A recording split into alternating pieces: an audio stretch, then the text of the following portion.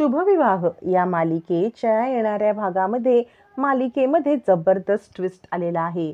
आता इकडे जो कुणी असतो साक्षीदार म्हणजे भानुशाली वकिलांनी सांगितलेलं असतं भूमीला, तो साक्षीदार आणण्यासाठी भूमी गेलेली असते। पण आता मात्र इकडे रागिणीच्या कारस्थानांचा पर्दाफाश होत भूमी त्याच साक्षीदाराला घेऊन कोर्टात येत खूप मोठा पुरावा सादर करते आणि त्याच वेळेला मालिकेमध्ये आता खूप मोठा सत्याचा उलगडा होणार असतो, कारण सोनलच्या प्रकरणामुळे रागिणीचं सुद्धा भांडं फुटणार असतं।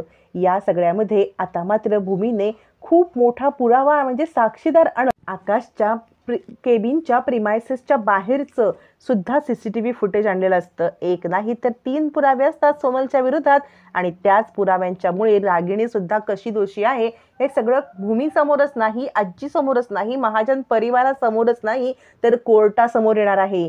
रागिणीच्या इतक्या वर्षांचा स्वप्नांचा चक्काचूर या सोनल प्रकरणामुळे कोर्टात होणार आहे आणि भूमीला न्याय मिळणार आहे, आकाश निर्दोष सिद्ध होणार आहे। इकडे आता गुंडांना परतवून भूमी आता गलितगात्र होऊन खाली पडते। गुंडांची खूप वेळेला मार खाल्ल्यामुळे किंवा गुंडांना खूप वेळेला प्रतिकार केल्यामुळे भूमीच्यातली अगदी शक्ती संपते आणि भूमी आता खाली कोसळते। खाली कोसळलेली भूमी आता पुन्हा एकदा विचार करते की नाही, मला ताबडतोब त्या माणसाला भेटायला जायचं आहे। आज जर मी झोपून राहिले ना तर मात्र आकाशला न्याय मिळणार नाही। मग भूमी पुन्हा एकदा उठते, स्वतःच्याच मनाला उभारी देते आणि नाही, मला झोपून राहता येणार नाही, मला आकाशसाठी तिकडे गेलंच पाहिजे असा विचार करत भूमी उठते आणि जो साक्षीदार यशोधन वकिलांनी सांगितलेला असतो त्या साक्षीदाराला शोधण्यासाठी भूमी निघते। यशोधन भानुशाली हे खूप मोठे वकील असतात। त्यांनी जो साक्षीदार सांगितलेला असतो तो साक्षीदार CCTV फुटेजमधूनच त्यांना मिळालेला असतो। त्या CCTV फुटेजमध्ये तो साक्षीदार त्यांना दिसलेला असतो आणि त्यानंतर त्यांनी भूमीला आकाशच्या केबिनच्या बाहेरचं सुद्धा CCTV फुटेज आणायला सांगितलेलं असतं। भूमी आपल्या स्वतःचा जीव एकत्र गोळा करते आणि पुन्हा एकदा उभारी घेते, त्या साक्षीदारापर्यंत पोहोचते। आता हा साक्षीदार मोठा गूढ व्यक्ती असतो। आपल्याला हा साक्षीदार कोर्टात येईपर्यंत कोण आहे हे मात्र दाखवलेलंच नसतं। मग भूमी त्याला रिक्वेस्ट करते आणि मग ती कोर्टामध्ये येते। साक्षीदार सुद्धा हादरलेला असतो, कारण भूमी इतक्या कठीण परिस्थितीमध्ये आकाशला वाचवण्यासाठी किती स्वतःच्या जीवाचं रान करते याच्यामुळे तिचं प्रेम कळत असतं। पण भूमीला माहिती असतं की आपल्याला यशोधन भानुशाली वकिलांनी जे सांगितलंय तेच आपल्याला करायचं आहे। इकडे कोर्टामध्ये भूमी नसल्यामुळे खूप मोठा गहजब माजलेला असतो। यशोधन भानुशाली हे वकील सारखे भूमीला फोन करत असतात। आता भूमीला फोन काही लागत नसतो, कारण गुंडांच्या हालचालीमध्ये भूमीचा मोबाईल खाली पडलेला असतो आणि तिला कॉल लागत नसतो आणि तिचं फक्त एकच ध्येय असतं, ते म्हणजे तिला आता पटकन घेऊन यायचं असतं साक्षीदाराला आणि यासाठी भूमी आता निघालेली सुद्धा असते। तोपर्यंत कोर्टामध्ये सगळेजण खूप पॅनिक झालेले असतात। आकाश वाट पाहत असतो की सायकल राणी कधी येणार। कुणालाच काही कळत नसतं की आज भूमीला असं का होतंय, इतका वेळ का होतोय बरं, असं विचार करत सगळेच जण अगदी खूप हादरलेले असतात। त्याच वेळेला आता मात्र इकडे आजी म्हणते, काय झालं, भूमी राहिली कुठे? अभि विचार करतो, आता वाटच बघत बसा।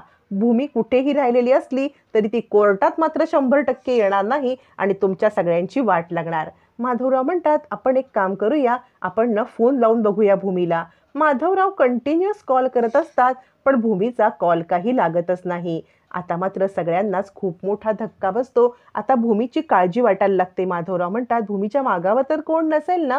राजा काका म्हणतात, काळजी करू नका, भूमी आपली खूप स्ट्रॉंग आहे, येईलच ती लवकर। पण कुणाच्याही जीवात जीव नसतो। इकडे आता भानुशाली वकील मात्र वाट पाहत असतात की भूमी मॅडम कधी येतील। रागिणी अभिला इशारा करते, मग अभि वकिलांना इशारा करतो। आता मात्र इकडे सोनल नाटकं सुरू करते। सोनल सांगते, त्या मॅडमने मला धमकावलं, मला खूप धमकावलं आणि याचा काही परिणाम झाला नाही, म्हणून त्यांनी आता कोर्टात न येणंच प्रेफर केलंय। म्हणूनच त्या दडी मारून घरामध्येच बसलेल्या असतील। त्या इथे येऊन त्यांच्याकडे तसा काही पुरावा पण नाहीये। याच्यावरती आता इकडे अभिजितने इशारा केल्यावरती सोनलचे वकील सुद्धा उठतात आणि म्हणतात, मला असं वाटतंय कोर्टाचा टाइम वेस्ट करणं हाच फक्त भूमी मॅडमचा एक मोटिव्ह आहे आणि म्हणूनच त्या कोर्टामध्ये यायला उशीर करतायत जेणेकरून कोर्टाची तारीख मिळेल.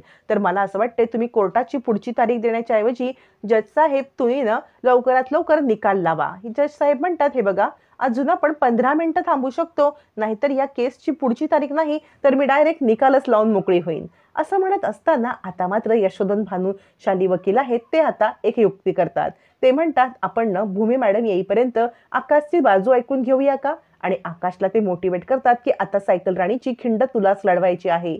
आकाश केबिनमध्ये घडलेला सगळा प्रकार भानुशाली वकिलांना सांगतो. तो सांगतो की मी ज्या वेळेला तिकडे बसलो होतो मी ड्रॉइंग काढत होतो. ड्रॉइंग काढताना माझ्या पेन्सिलला शार्प करण्यासाठी ही सोनल तिकडे आली. सोनल आली आणि मला म्हटली की तुझ्या पेन्सिलला मी शार्प करून देते, पण माझ्या पेन्सिलला शार्प करायच्या असताना तिच्या डोळ्यामध्ये कूस गेलं. डोळ्यामध्ये कूस गेल्यावर ती ही ओरडायला लागली, म्हणून तिच्या डोळ्यातलं कूस मी काढण्याचा प्रयत्न केला. तर मात्र ही मला आता हात धरून खाली ओढायला लागली. मग मी खाली पडलो आणि तिच्या अंगावरती पडलो. मी उठण्याचा प्रयत्न करत होतो पण सोनलने मला अधिकच खेचलं. सोनल म्हणते हे खोटं बोलतायत.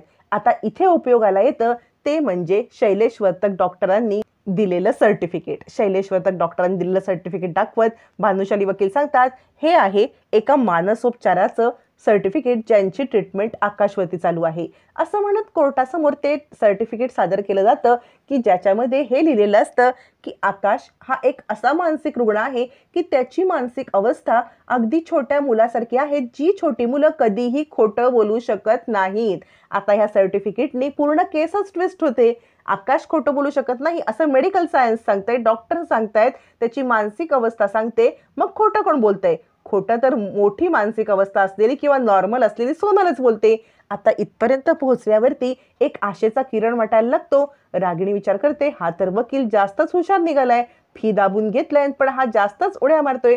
भानुशाली वकील सांगतात आणि अजून एक माझ्याकडे पुरावा आहे, एक साक्षीदार आहे, तो सुद्धा आता थोड्याच वेळात इकडे येत असेल आणि त्याच्या आधी मी तुम्हाला एक सीसीटीव्ही फुटेज दाखवू इच्छितो. आता हा सीसीटीव्ही फुटेज दाखवल्यावरती त्या सीसीटीव्ही फुटेजमध्ये एक व्यक्ती केबिनच्या बाहेर उभी असते आणि ती व्यक्ती आतमध्ये काय चाललंय हे पाहत असते. हा सीसीटीव्ही फुटेज दाखवत भानुशाली वकील म्हणतात आता ही व्यक्ती कोर्टासमोर सादर होणार आहे. आता मात्र सगळेजण भूमीची आतुरतेने वाट पाहत असतात. आकाश पॅनिक होत असतो. मग मात्र बराच 15 मिनिटं अर्धा तास उलटून जातो तरी भूमी येत नाही. मग आता सोनलचे वकील जास्तच प्रेशर आणायला लागतात की आता भूमी मॅडम येत नाहीयेत, तुम्ही लवकरात लवकर निर्णय द्या, कोर्टाचा वेळ वाया जातोय. तितक्यात मग एक जोरदार घोषणा करत भूमी येते. भूमी महाजन आलेली आहे त्या पुराव्या साक्षीदारासकट. आकाश खुश होतो, सायकल राणी आली, सायकल राणी आली आणि भूमीने आपल्यासोबत तो साक्षीदार आणला असतो. हा साक्षीदार दुसरा तिसरा कोणी नसून ऑफिस स्टाफ मधला एकच माणूस असतो आणि त्या माणसाने ऑफिसच्या केबिनमध्ये काय पाहिलेलं आहे हे सगळं सत्य सांगितल्यावरती भूमी ही केस जिंकून आकाशला निर्दोष सिद्ध करणार असते. पण त्या सीसीटीव्ही फुटेजमध्ये रागिणी पण एका स्पॉटला दिसत असते आणि रागिणी अभिला इशारा करत असते. सोनलच्या प्रकरणामुळे भूमीने आता रागिणीचा पण पर्दाफाश कोर्टासमोर केलेला असतो आणि आकाशला निर्दोष सिद्ध केलेलं असतं.